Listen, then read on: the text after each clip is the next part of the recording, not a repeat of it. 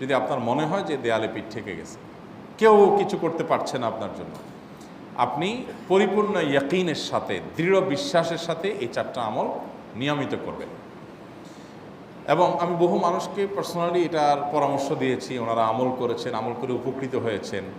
এরকম বহু মানুষ আছেন, বৃদ্ধ মানুষ, বাবা ক্যান্সারে আক্রান্ত হয়েছেন অনেক দেরিতে, আল্লাহ তাআলা অলৌকিকভাবে সাহায্য করেছেন।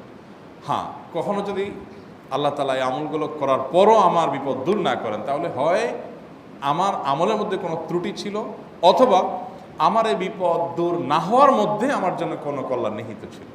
আল্লাহ তাআলা আমার দোয়া কবুল করে যে উপকার হতো তার চাইতে বেটার কিছু হয়তো আমাকে দিবেন, এই ইয়াকিন একজন ইমানদারের থাকবে। সে 4টা আমলের 1 নম্বর হলো ইস্তেগফারের আমল। ইস্তেগফার, আপনি ফেসে গেছেন কোনো জায়গায়, কোনো উপায় পাচ্ছেন না, আপনি ইস্তেগফার করতে থাকেন। আস্তাগফিরুল্লাহ ওয়া আতুবু ইলাইহি, আস্তাগফিরুল্লাহ ওয়া আতুবু ইলাইহি, আস্তাগফিরুল্লাহ ওয়া আতুবু ইলাইহি, আস্তাগফিরুল্লাহ, আস্তাগফিরুল্লাহ, আস্তাগফিরুল্লাহাল্লাযী লা ইলাহা ইল্লা হুয়াল হাইয়ুল কাইয়্যুম ওয়া আতুবু ইলাইহি ওয়া লা হাওলা ওয়া লা কুওয়াতা ইল্লা বিল্লাহ। আল্লাহুম্মা আনতা রাব্বী লা ইলাহা ইল্লা আনতা খালাকতানি ওয়া আনা আবদুকা ওয়া আনা আলা আহদিকা ওয়া ওয়া'দিকা মাস্তাতা'তু আউযু বিকা মিন শাররি মা সানা'তু আবুউ লাকা বিনি'মাতিকা আলাইয়া ওয়া আবুউ লাকা বিযামবি ফাগফিরলি ফাইন্নাহু লা ইয়াগফিরুয যুনুবা ইল্লা আনতা। সাইয়্যিদুল ইস্তিগফার। এভাবে যে কোনো ইস্তেগফার করতে থাকেন, আপনি বেশি বেশি করে আল্লাহর কাছে ইস্তেগফার, ক্ষমা প্রার্থনা করতে থাকেন, খুব বেশি। আপনার 2 ঠোঁটে অনবরত আপনি চাইতে থাকেন আল্লাহর কাছে ক্ষমা।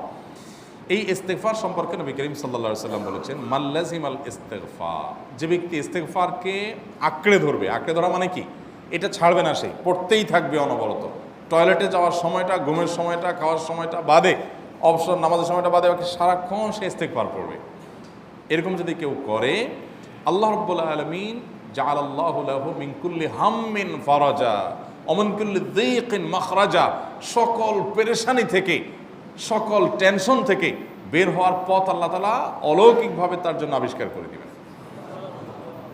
এবং আমি আমার জীবনে যেটা বলেছিলাম, বিস্তারিত বলতে চাই না, এরকম পরিস্থিতি আসছে যে চোখের সামনে কোনো আপাতত রক্ষার কোনো পথ আর খোলা নেই, এমন ভয়াবহ বিপদ। ইস্তেগফার করতে করতে এমনভাবে আল্লাহ তাআলা সাহায্য করেছেন যে এটা কল্পনা করলেও মনে হয় যে স্বপ্নের মতো। কিভাবে এখন এই লোক এই জায়গায় আসলো আমার সাহায্যের জন্য, এই লোক তো এটা আমি এই জায়গায় আসার কথা না, টিকুনি এসে হাজির হয়ে গেলেন এবং উপকারটা, আমার সমাধানটা হয়ে গেল সমস্যা। তো আলহামদুলিল্লাহ, বহুবার আমি পরীক্ষা করেছি, আর আমার পরীক্ষার 2 পয়সার দাম নাই। হাদিসে বলা আছে, গ্যারান্টি দেওয়া আছে, আমার পরীক্ষা করলেই কি না করলেই। তাহলে একটা আমল হলো কি, ইস্তেগফার। সব সময়ের জন্য এটা কন্টিনিউয়াস করবেন, আর এমনিও অবসর সময় ইস্তেগফার করবেন। আরবদের মধ্যে সৌন্দর্য আছে, তারা বিভিন্ন ডাক্তারের ওয়েটিং রুমে বা বিভিন্ন জায়গায় মানুষ যেখানে অপেক্ষা করে পাবলিক প্লেসগুলোতে লিখে রাখে ইস্তেগফার করুন, আপনার হাইওয়েগুলোর পাশে লেখা থাকে ইস্তেগফার করুন, এবং তারা আসলে একটু পরপর দেখা যায় ইস্তেগফার করে। ভালো মন্দ গুণ সবার মধ্যে আছে, তাদের এই ভালো গুণটা আছে, ইস্তেগফার বেশি বেশি করা। আমরা ইস্তেগফার সচরাচর এইভাবে অনবরত অবসর সময় করার অভ্যাস অনেকের মধ্যেই নাই। আমরা এটা চালু করবো ইনশাআল্লাহ। বিশেষ করে যখন কোনো সমস্যা হবে, তখন ইস্তেগফার চলতে থাকবে মুখে অনবরত, ধীরে ধীরে মহব্বতের সাথে নিজেকে, নিজের পাপ অপরাধগুলোর কথা স্মরণ করে আল্লাহর কাছে মাফ চাইতে থাকবো, পেরেশানি দূর হবে ইনশাআল্লাহ। 1 নাম্বার 2, দুরুদ। নবী করিম সাল্লাল্লাহু আলাইহি সাল্লামের প্রতি দুরুদ পাঠ করা, এটা যদি আপনি নিয়মিত করতে থাকেন মহব্বতের সাথে, আল্লাহুম্মা সাল্লি আলা মুহাম্মদ ওয়া আলা আলি মুহাম্মদ কামা সাল্লাইতা আলা ইব্রাহিম ওয়া আলা আলি ইব্রাহিম ইন্নাকা হামিদুম মাজিদ, আল্লাহুম্মা বারিক আলা মুহাম্মদ ওয়া আলা আলি মুহাম্মদ কামা বারাকতা আলা ইব্রাহিম ওয়া আলা আলি ইব্রাহিম ইন্নাকা হামিদুম মাজিদ। আপনি একবার ছোট দুরূদ যদি পড়েন, সাল্লাল্লাহু আলাইহি ওয়াসাল্লাম, সাল্লাল্লাহু আলাইহি ওয়াসাল্লাম, আল্লাহুম্মা সাল্লি আলা মুহাম্মদ ওয়া আলা আলি মুহাম্মদ, শুধু এইটুকু পড়েন। জাযাল্লাহু আন্না মুহাম্মাদাম মা হুয়া আহলু, শুধু এইটুকু পড়েন। আপনি এভাবে যেই কোনো দুরূদ নবী করিম সাল্লাল্লাহু আলাইহি ওয়াসাল্লামের প্রতি যদি পড়েন এবং পড়তে থাকেন অনবরত, ইস্তেগফারের পাশাপাশি দুরূদটা, দুরূদের ক্ষেত্রে নবী করিম সাল্লাল্লাহু আলাইহি ওয়াসাল্লাম বলেছেন যে এইটা তোমার জন্য যথেষ্ট হয়ে যাবে। তুমি যদি আল্লাহর কাছে আর কোনো দোয়া করতে না পারো, শুধু দুরূদটা পড়ো, তোমার সব পেয়ে যাবে, কিচ্ছু লাগবে না। এক সাহাবী বলছেন, রাসূলুল্লাহ, আমার দোয়ার মধ্যে দুরূদ কত % রাখবো? আমি তো আমার অনেক কিছু আল্লাহর কাছে চাইবো, দুরূদ মানে তো নবীজির জন্য দোয়া, মানে আমার জন্য তো আমি দোয়া করবো, আপনার জন্য দোয়া কত % করবো? 1/3, 1/4, তারপরে হাফ, এবার বিভিন্ন পার্সেন্টেজ বলছিলেন তিনি। নবী করিম সাল্লাল্লাহু আলাইহি ওয়াসাল্লাম বলেছেন যে হ্যাঁ, এর বেশি করতে পারলে আরও ভালো, আরও ভালো। তো ভদ্রলোক এর বেশি, ওই সাহাবী রাদিয়াল্লাহু তাআলা আনহু, তিনি এর বেশি বাড়াতে একটা পর্যায়ে বলছেন যে আমি সব দোয়া আপনার জন্য করি। নবী করিম সাল্লাল্লাহু আলাইহি ওয়াসাল্লাম বলেছেন, তাহলে তোমার আর কোনো দোয়াই করতে হবে না, এর মধ্যে সব দোয়া চলে আসবে। কারণ আপনি যদি বলেন আল্লাহ আপনার নবীর প্রতি আপনি রহমত নাজিল করেন, আপনার নবীর প্রতি আপনি শান্তি নাজিল করেন, আপনি যেটা দোয়া করেন, তো আল্লাহকে আল্লাহর নবীর প্রতি আপনি রহমত নাজিল করতে বললে আল্লাহ তাআলা আপনার প্রতি রহমত নাজিল করবেন কি করবেন না? আপনি কাউকে খুশি করতে চান, কার কাছ থেকে কিছু আদায় করতে চান, তার ছেলেটারে যদি হাদিয়া তোহফা দেন, আদর যত্ন করেন, তো বাই ডিফল্ট অটোমেটিকলি ওই লোকের সিম্পেথি আপনার দিকে আসবে কি আসবে না?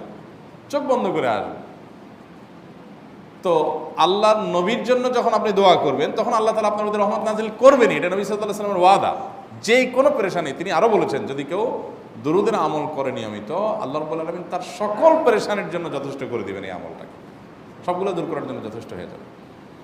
এই দুরূদের আমলটা আমি দেখেছি সুবহানাল্লাহ গুলির মতো কাজ করে। আজকের ঘটনা, এক ভদ্রলোক সকালে একটা টেলিভিশন চ্যানেলে, বেসরকারি চ্যানেলে প্রোগ্রাম শেষ করে নামছিলাম লিফটে, তো উপস্থাপক উনি বলছিলেন যে ভাই মানে দুরূদের আমল পড়ে আমি কিছুদিন আগে একটা ইয়াতে মানে এমন একটা অবস্থা যে এইটা থেকে বের হওয়ার কোনো পথ আর নাই, শুরু করলাম দুরূদ অনবরত, এরপরে আল্লাহ তাআলা আমাকে এমনভাবে উদ্ধার করলেন আমি কল্পনা করতে পারিনি।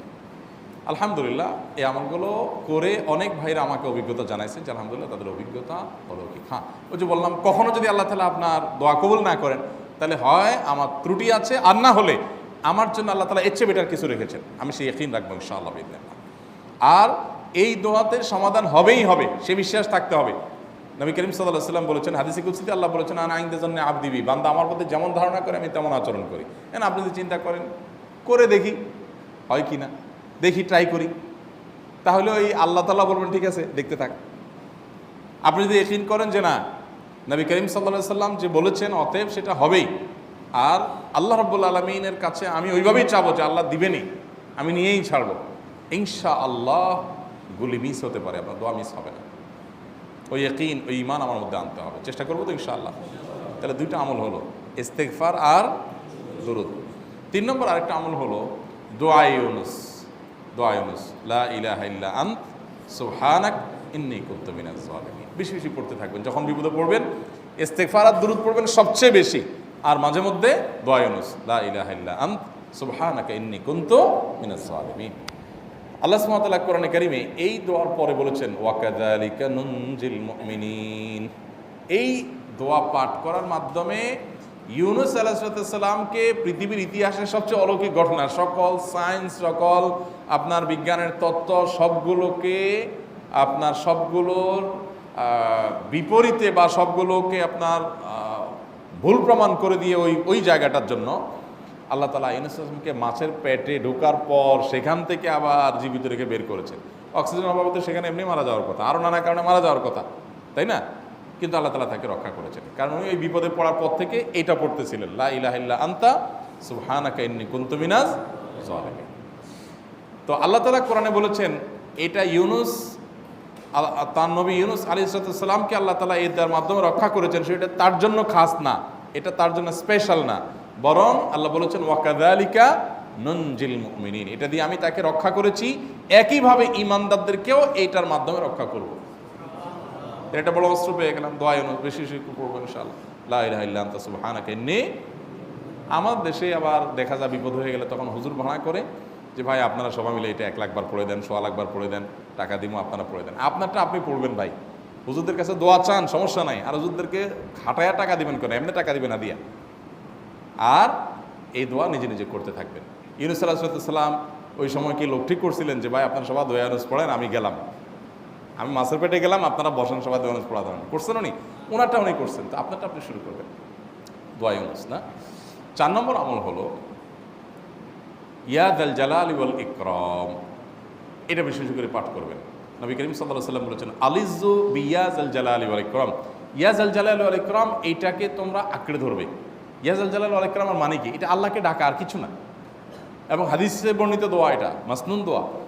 ইয়া যাল জালালি ওয়াল ইকরাম মানে হে মহা ক্ষমতার অধিকারী, প্রতাপশালী এবং সম্মানের মালিক, এটা বলার মানে হলো আল্লাহর কাছে নিবেদন করা, যেহেতু আপনার প্রতাপ আছে, আপনার জালাল আছে, আপনার বড়ত্ব আছে, হে বড়ত্বের অধিকারী এবং হে সম্মানের অধিকারী, আপনার যেহেতু আল্লাহ তাআলা এটা, আপনার যদি এটা আছে, অতএব হে আল্লাহ আপনি আমাকে এটা দান করুন, আপনার সেখান থেকে আমার প্রতি রহম করুন, আপনার সেখান থেকে আমাকে, আপনার বড়ত্ব থেকে আমাকে আপনি হেফাজত করুন, আপনার একরাম থেকে আমাকে আপনি, তা দিয়ে আপনি আমাকে রহম করুন। তো সেই দোয়া আল্লাহ তাআলার কাছে নিবেদন করতে পারি, ইয়া যাল জালালি ওয়াল ইকরাম। এর পাশাপাশি তাহাজ্জুদের নামাজ এবং যে কোনো নফল নামাজ, কারণ নবী সাল্লাল্লাহু আলাইহি সাল্লাম ইজা হাজাবাহু আমরুন সাল্লা, নবীজি সাল্লাল্লাহু আলাইহি সাল্লামের কোনো পেরেশানি শুরু হলে আগে ওযু করে 2 রাকাত নামাজ পড়তেন, ওযু করে 2 রাকাত নামাজ পড়তেন। আমাদের যখন পেটে ব্যথা শুরু হয় আগে কার কথা মনে পড়ে? ডাক্তারের কথা মনে পড়ে। যখন গায়ে জ্বর আসে সবার আগে মনে পড়ে কিসের কথা? নাপা, নাপা, ঠিক না? জ্বর আসছে গায়ে, সবার আগে আমরা কি চিন্তা করি? নাপা। নাপা আপনি চিন্তা করেন, খান, নিষেধ না তো, ওষুধ গ্রহণ করা সুন্নত, নবী সাল্লাল্লাহু আলাইহি সাল্লাম নির্দেশ করেছেন ওষুধ সেবন করতে, আপনি করেন, ভালো কথা। কিন্তু ইমানদার সব কিছুর আগে ব্যথা আসছে, তাহলে ব্যথার জন্য একটা ওষুধ দোয়া শিখেছেন, দোয়াটা আগে করবে, পাশাপাশি ওইটা করবে, এলো ইমানদারের কাজ। আমরা আজকাল ইমান থেকে অনেক দূরে সরে গেছি। আল্লাহ আমাদের সেই ইয়াকিন দান করুন। তাহাজ্জুদের সময় দোয়া, অনেক বেশি দোয়া কবুল হয়। তাহলে 4টা আমল ইনশাআল্লাহ আপনাকে এই ভয়াবহ বিপদ থেকে উদ্ধার করার জন্য সাহায্য করবে ইনশাআল্লাহ। সে ইয়াকিন নিয়ে করবেন। সেই সাথে as-সাদকাতু তারদুল বালা, দান সদকা করা, অন্যান্য যে আমলগুলো আছে টুকটাক সেগুলোর সাথে সাথে চালানো। বাকি এই 4টাকে বেসিক্যালি একটু জোরালোভাবে করতে থাকা।